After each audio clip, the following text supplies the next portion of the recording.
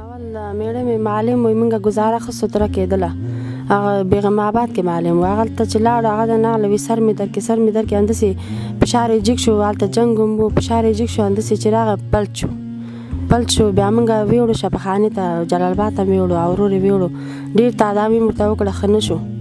بیا اخر یې داسې لاس یې پښې پاتې شو نو همداسې اوس ماشومان مې واړه موږ په غاړه دي مسلمانان یو بل د همسایګان یو بل که شی څه وسي موږ سره کومک کوي دغه زوی مې دی مشر دغه ته ماشین پخومه داوري هلته خرڅوي همدې باندې موږ خپل ګزاره کوو ژمی دی لرګي پیسې نه لرو دې څه پیسې نه لرو چې موږ دا ریزګان ته لرګي والم دلته بخارۍ مې میښې ده پلاستیکونه ریزګان مې ټولې دلته ورته بخارۍ کېږدم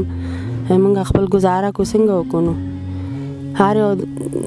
مسلمان چې زړه یې په دردي کې موږ سره کومک کوي 1000 روپۍ کرا اخلي موږ نه اول همداسې کېنولو اوس کرا موږ نه اخلي هغه بیا دا زوی مې ماشین پیسې ټوله همدغه څه کرا کې ورکوم څه بیا یو بل څه کوي بیا موږ ته راکوي بیا همغه کرا کې ورکو څنګه وکړو نور څه مشکلات هم څه دی نو همدغه زوی مې دی نو دغه برابر زوی مې دی همدغه کار کوي نو همدغه یې څه کوي نو بل یو بل موږ سره بیچارهګان نه څه کوي د خلکو نه دا څه غواړم چې موږ سره کومک وکړي څه وکړي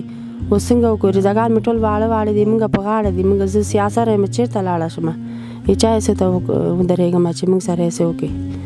همدغه تاسو کور آباد همدغه تاسو موږ سره لږ کومک وکړي دعا به درته وکړو د قمر خیریه بنسټ لیدونکو یو ځل بیا تاسو ټول ته سلامونه او نوکې هیلې وړاندې کوم او الله تعالی دې وکړي چې روغ او جوړ به یاستئ ورونو نن راغلی یو داسې یو فامیل درته بیا معرفي کوو په لغمان کې د البته موږ کابل کې وو چا یې ادرس راکړو واقعا چې راغلو که رښتیا حقیقت خبره وکړو ډېر دردونکی دی څومره چې زموږ وس و هغه مو ورسره وکړل نو تاسو ورونو څخه هیله کوو دغه مشر زوی دی د فامیل دا مشر دی مخکې پلار چې و څنګه خورکۍ ویلې خاوند یې معلم و ګزاره یې جوړه وه اوس فالج والی دی هغه د کار نه دی معلمین هم وتی دی په حساب نو دغه مشری زوی دی د ورځې له طرف سهار نه ځي مکتب ته ځي او هغې نه بعد بیا راځي هغه د چولې یا په حساب ماشنګ په نام باندې هغه ورته پخوي او دی بیا وړي خرڅوي نو هغې کې 80 روپۍ هغه پیدا کوي بیا د دغه فامیل خرچه هم کېږي ماشومان مریضان هم دي او دغه کور دی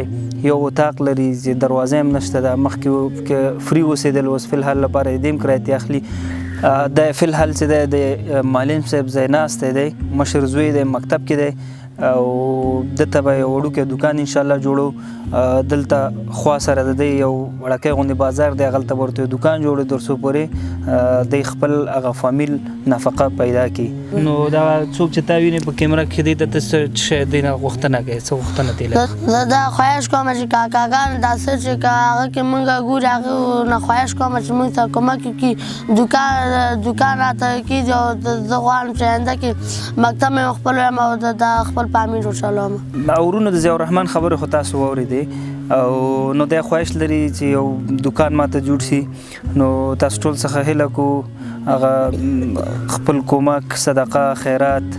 زکات هر څه مو چې د زړه نه وباسلي د فامیل سره کومک وکړي تر څو پورې موږ ورته انشاءالله دغه دوکان برابر کړو او خدای تعالی به تاسو ته اجر درکړي یو فامیل سپورټ کول یو مسلمان مشکل حل کول ډېر غټ اجر لري تاسو وینئ دا ماشوم موږ چې راغلو دا ماشوم هغلته ناسته وه هغه دیګ ته دی فکر کوم مکتب کې و هغه وخت پورې نه و هغې نه مخکې دا ناسته وه موږ چې راغلو تاسو سکرین باندې شاید وګورئ دا ناسته وه دی خرڅول واقعا ډېره دردونکې ده او هر سړی دی په دغه حالاتو کې خپل ځان لږ قرار ورته ورکړي نو بیا دغه درد سړي ته واقعا معلومیږي ډېره مننه الله تعالی مو خوشحاله او کامیابه لره السلام علیکم ورحمت الله وبرکاته